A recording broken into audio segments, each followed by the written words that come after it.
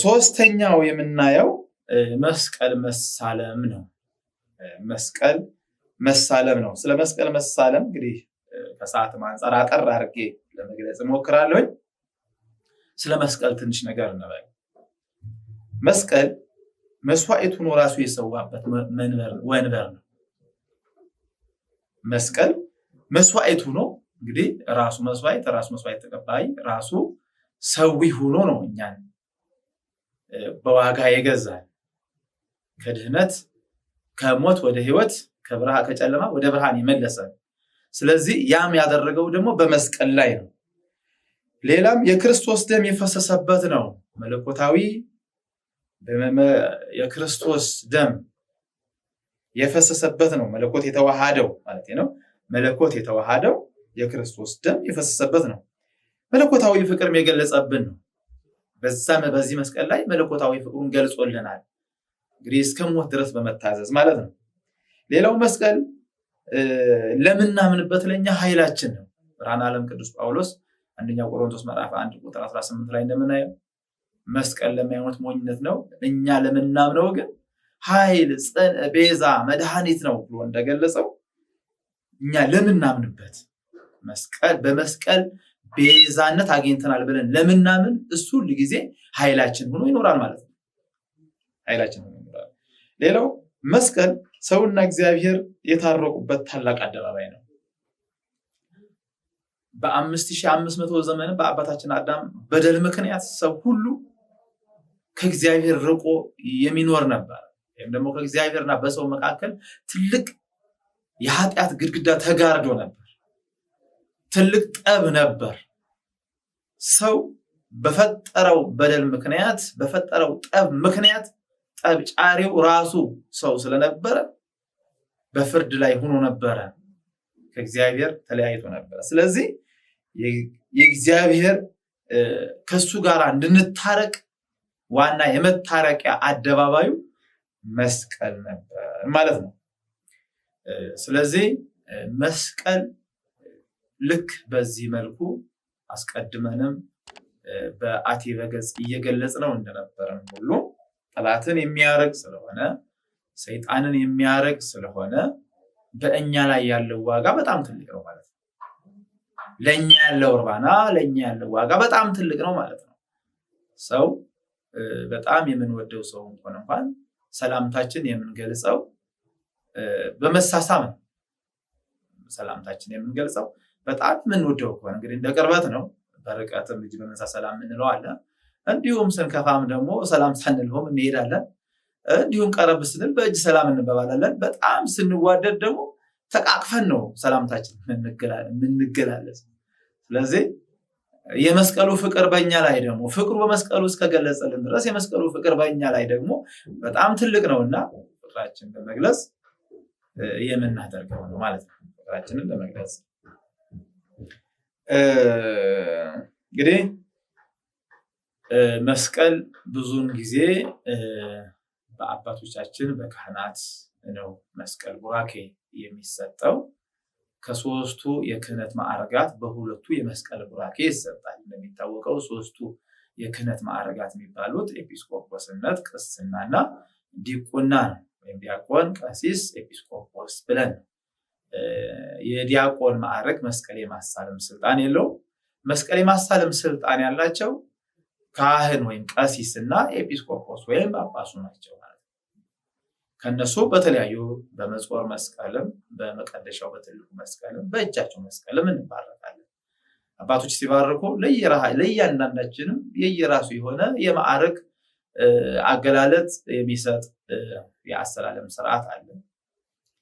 ለምሳሌ መነኮሳት አባቶቻችን ሲባረኩ በረከተ እንጦንስ ወመቃርስ ይህድር በላዕሌከ፣ የአባቶቻችን የእንጦንስና የመቃርስ በረከት በእነሱ ላይ የነበረው ህይወት በዚህ የእነሱን መንገድ ተከትለሃልና የእነሱን በረከት አንተ ላይ ይደር፣ የእነሱን ጥንካሬ በአንተ ላይ ይደር ነው ይባረካሉ። ሊቃውንት መምህራን ደግሞ በረከተ ሊቃውንት ይህድር በላዕሌከ ተብለው የሊቃውንት በረከት ከአንተ በፊት የነበሩ የነ ጳውሎስ የነ ቅዱስ ጴጥሮስ እንዲሁም ከዛ በኋላ የተነሱ ታላላቅ መምህራን ካንተ በፊትም የነበሩ ታላላቅ መምህራን የነሱ በረከት ባንተ ላይ ይደር። ሊቃውንት ቤተክርስቲያን ወይም መዘምራን ወይም መርጌቶች የምንላቸው ደግሞ በረከተ ቅዱስ ያሬድ የእሱን መንገድ የእሱን ፈለግ የተከተሉ ናቸውና በረከተ ቅዱስ ያሬድ ይህድር በላዕሌከ ብለው የቅዱስ ያሬድን በረከት በአንተ ላይ ይደር ተብሎ ይባረካል። ካህናቱም ደግሞ ሲመተ እዲሁ ለቅዱስ ጴጥሮስ ይህድር በላዕሌከ ተብሎ ደግሞ ይባረካል።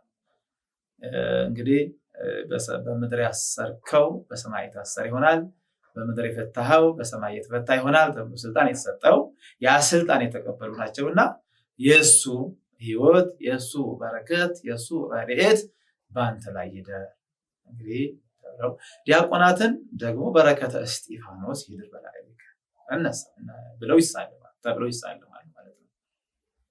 የቅዱስ እስጢፋኖስን በረከት እንደምናውቀው የመጀመሪያው ዲያቆን የመጀመሪያው ከሰባቱ ዲያቆናት አንዱ የሆነ እሱ ብቻ ሳይሆን ደግሞ ከሰባቱ ዲያቆናት ደግሞ ሊቀ ዲያቆናት የነሱ አለቃ የነበረ እሱ ብቻ አይደለም። በዚሁ ማዕረጉ በዚሁ ስልጣኑ በዚሁ ጸጋው ደግሞ ቀዳሜ ሰማዕት የተባለ በዚሁ አገልግሎቱ ደግሞ ህሉና ሥላሴን ማየት የቻለ ታላቅ አባት ነውና የሱ በረከት ይደርብህ ነው። ምእመናኑን ደግሞ እግዚአብሔር ልዑል ይባርክ ወያብርህ ገጾ ላዕሌከ እግዚአብሔር ልዑል ይባርክ ወያብርህ ገጾ ላዕሌከ ብለን እናሳልማለን ወይም ይሳልማሉ ማለት ነው። እንግዲህ በዚህ ስርዓት ነው ያው እንደ ፍላጎት አይደለም፣ በዚህ ስርዓት ነው በመስቀል የምንሳለመው ማለት ነው።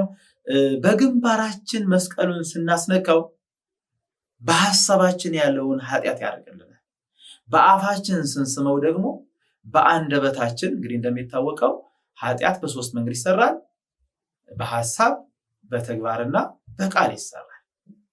ስለዚህ በሐሳባችን መስቀሉን በግንባራችን ስናስነካ በሐሳባችን ያለውን ኃጢአት ያርቅልናል። ምክንያቱም መስቀሉን በግንባራችን አስነካ ነው ማለት የመስቀሉ ዓላማ የመስቀሉ ሐሳብ በውስጣችን ላይ ይመላለሳልና፣ በአፋችን ስንስመው ደግሞ በመናገር የሚደረገውን ኃጢአት ያርቅልናል ማለት ነው።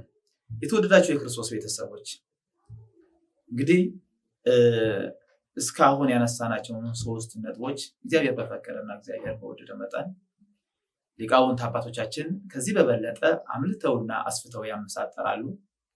እንግዲህ ለዚህ ፕሮግራም በሚመጥን መልኩ ግን ይህን ብያቸዋለሁ ማለት ነው።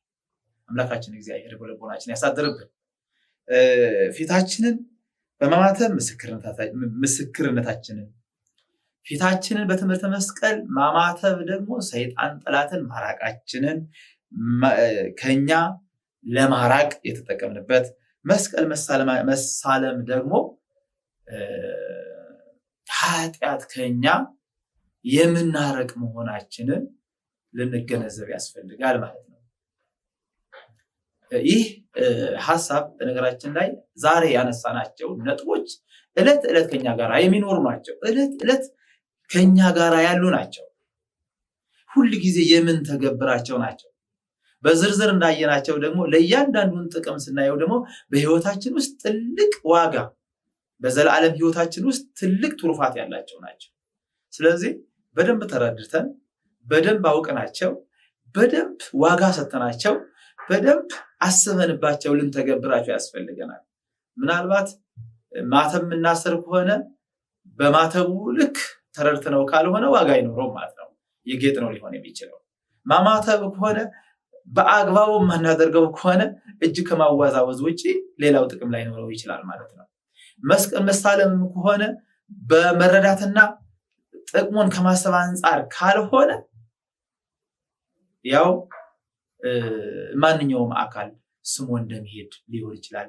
ሙሉ በሙሉ ዋጋ ማጣት ብቻ ሳይሆን ዋጋም ሊያስከፍለን ይችላል ማለት ነው። ዋጋም ሊያስከፍለን ይችላል። ስለዚህ በክርስትና ህይወታችን ውስጥ መረዳት ባለው መንገድ እንድንሄድ ያስፈልጋል። ይህ ደግሞ ሁል ጊዜ በዚህ ህይወት እንድንንቀሳቀስ ደግሞ ከቤተክርስቲያን ያለ መጥፋት፣ ከቤተክርስቲያን ያለ መራቅ፣ ሁል ጊዜ ደግሞ ቤተክርስቲያን መምጣት ቃሉን መስማት ያስፈልጋልና ያስተማረን የገሰጸን የመከረን አምላካችን እግዚአብሔር ክብር ምስጋና ይሁን። ወስብሐት ለእግዚአብሔር ወለወላዲቱ ድንግል ወለመስቀሉ ክቡር አሜን።